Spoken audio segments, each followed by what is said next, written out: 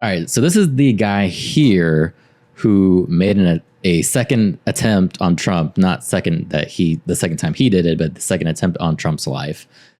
So it's an article, or rather a video by Newsweek. So I just kind of want to get an idea of where this guy's headspace was and why he did what he was doing.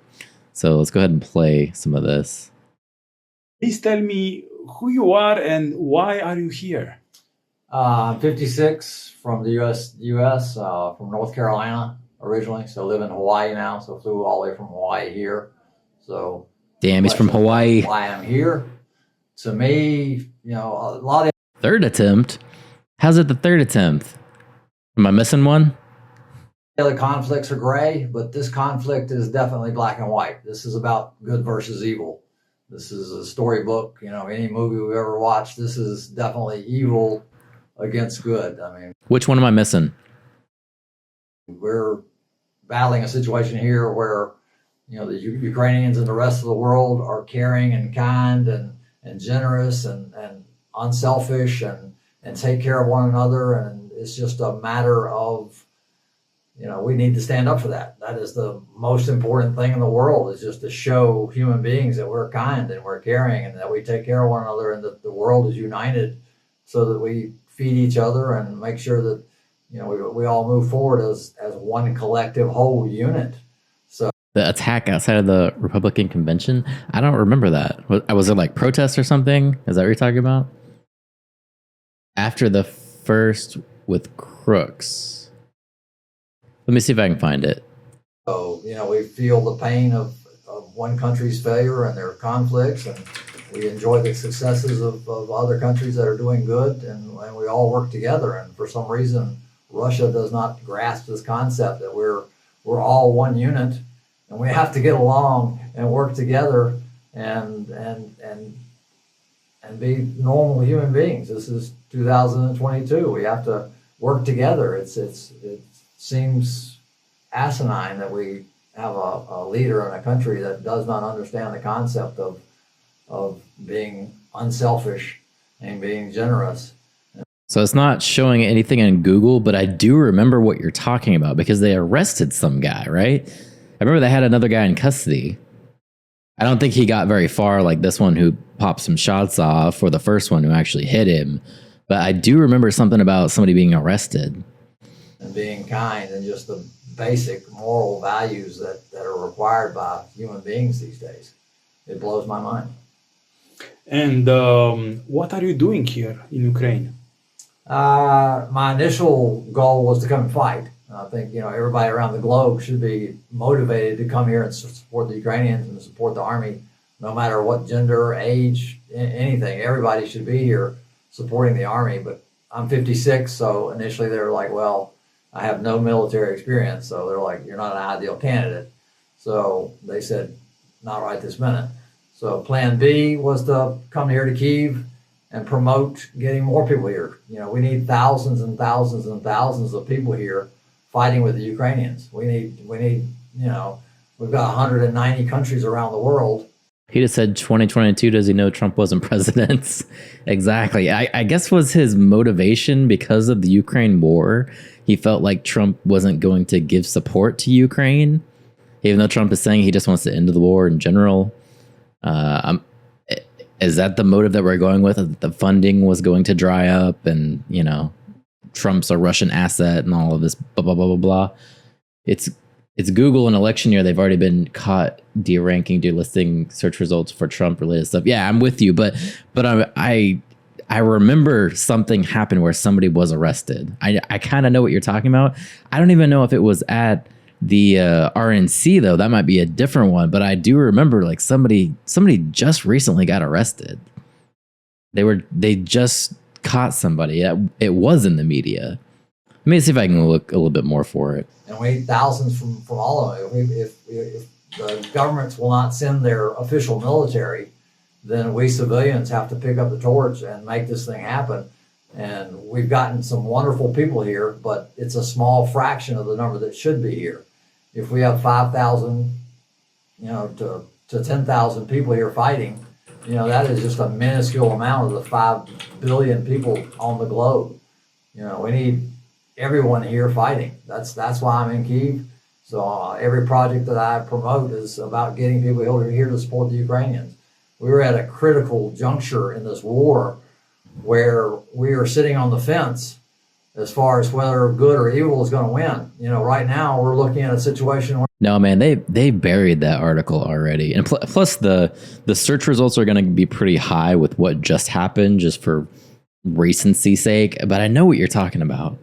What kind of thinking is let me dye half my hair blue and go to Ukraine and protest? He didn't even want to protest, man. This guy wanted to go there and fight. They told him he didn't have any military experience. Like, and you're old. What the fuck are you doing here?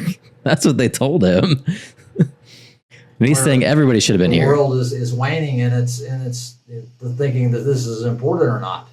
And we're at a point where, all right, are we going to stand for humanity, for human rights, for everything that is good with the world? Or are we just going to ignore it? If everybody is complacent and doesn't join this fight, then guess who's going to win? It might take 10 years, but we're going to lose this battle if everyone around the globe does not stop what they're doing and get off the couch and come to Ukraine and defend the human rights of everyone around the globe. This is the most important thing going on in the world today. So sitting around and letting life go on as normal and complaining about gas prices and complaining about, your luxury life in whatever country you live in is unacceptable. As human beings, we must support each other. We cannot turn our backs on anyone around the world and expect the problem to go away. So I've been dealing with Russia for my entire life. We had one period where it was okay, but now we've let it slip back into terrorism. So it's just, the world needs to respond. Why world leaders are. What was his occupation? He's saying he's been dealing with Russia his entire life. What does that even mean? Maybe this guy is mad because it's been 2 years and the Ukraine war is at a standstill. Maybe, yeah. I don't know, man. They're not sending military is beyond me. We're going to have to elect new leaders the next go around that have a backbone and that have the fortitude to say, hey, we're not going to tolerate this type of behavior. So he wants a war. He wants to send in U.S. troops into Ukraine. Behavior is unacceptable anywhere, any place, So it's totally unacceptable. And why people are not responding, I do not know. What impressed you the most since you are here? Check your comments. Unsent, your automod settings are too strict. I haven't set anything for Twitch, to be honest. I don't have anything on there. I see you had a... Oh, it popped up. It said, yeah, automod. I can hit allow on it. Yeah, I've never set any kind of settings like that, but it says add permission. It flagged you saying killing Russian, so I had to allow it. Why is it always crazy? Why is it always the crazy white people that make international headlines? You can tell this dude is a little bit off. He's a little crazy. But anyway, your comment was ignorant imbecile has no idea what he's talking about. Ukraine was killing Russian-speaking people along the border and ignited the conflict. Yeah, I got the automod checked, so we should be good now, hopefully. On YouTube side, I know they edit comments all of the time, and there's not a lot I can do about it. For the chat, I put allow all, but YouTube has their own settings where they won't allow certain things to be said. My trip to Irpin was pretty emotional. So, going and seeing the buildings that were burned and destroyed and things of that nature. I think more emotional for me is just talking to the guys that have come here. When you talk to a 20-year-old guy that sold everything he owns to come here and fight, that is heroism. He's come here to risk his life for humanity, for the Ukrainians. Guys that sell everything they own to come here and support the Ukrainians while others sit at home and do nothing. It's totally mind-blowing how we have this divide of people that are selfless and courageous and wonderful and willing to sell everything they own to come here and support, keep people from getting killed, to shelter kids and protect Ukrainians, and others that just, want to sit at home and not. It's just, it's an indictment of our entire human society to say, hey, where do we stand? Do we stand for good, or do we just not care? I mean, does the world not care? That's the feeling that I wrestle with every day. Is he crying? There's no crying and weird processing. Yeah, he was getting really emotional about this. He was getting a little weird. The equivalent of this would be if the U.S. used troops along the southern border and Russia started arming the cartels. Yeah, essentially, yeah. Every day in my interactions with everybody, every one of us is responsible for the outcome of this war. Every one of us, by our actions and what we do. And, when I call back home and say, hey, I need $5 so I can, put enough money together to get a vest for a Ukrainian, and I get no response, I'm like, I'm not sure that the world is as wonderful as I once thought it was. I had thought that everyone would respond, very generously and unselfishly, and you don't have to come. But, if I ask for $5 to buy a vest to save a Ukrainian life, it seems like that would be a no-brainer. But yeah, bro, I don't owe you shit. I increasingly get more disappointed in humanity. And I'm beginning to question whether or not we're going to end up on the right side of this equation. So you are working with the International Legion. Yes. And you are trying to convince people to help, to donate, and to join. Yeah. My final question is, what would you say to the people in order to convince them to join the International Legion, or to donate for it, or to be involved in the humanitarian aid to Ukraine? Right.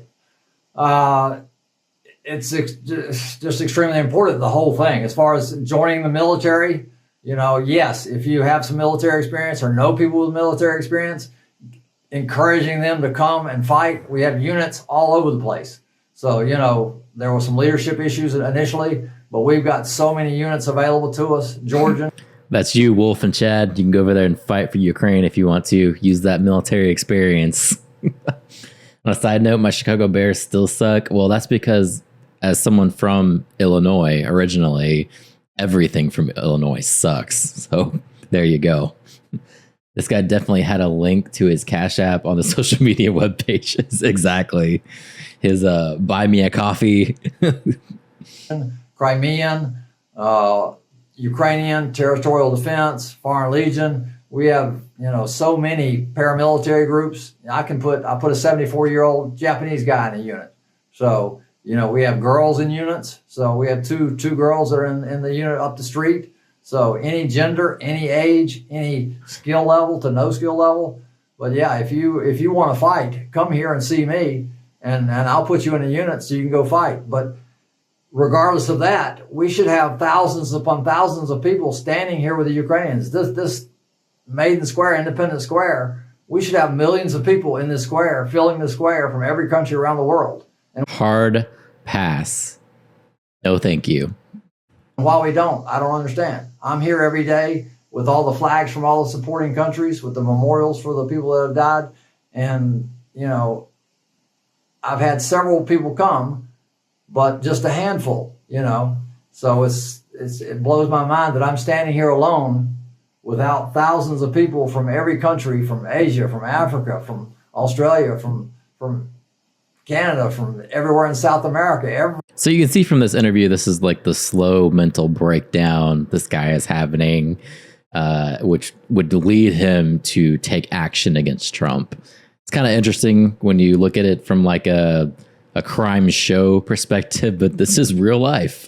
This is real time. You're watching somebody mentally deteriorate to the point of attacking a president. He can go to hell, not our business, not our problem. If FAOD and Russia had enough of their Nazi shit, yeah, this guy definitely smells like he's done stolen valor once or twice. Yeah, for sure. I mean, he said up front that he had no prior military experience and he still signed up to go fight. So at least he's fighting for what he believes in, but you can just see the mental decline that is taking place here. Every place. Europe. Yeah. Europe, everywhere. We need everybody here. You know, if you have no everybody. skills, just come. You know, we need to be cheerleaders. Everybody just quit your job and go to Ukraine. That's what everybody should be doing. Being here and saying, hey, I support the Ukrainians and I support human rights and I support good and generosity and caring and kindness and altruism. And it's just, you know, we need to show the world that we care. And it's essential. You know, if you don't do any work at all, just being here and supporting and showing them that we care for our fellow human beings is the most important thing we can do. Jeez, there you go. So that, I guess that kind of gives you a little bit more insight of where his headspace was to lead him to do something like that.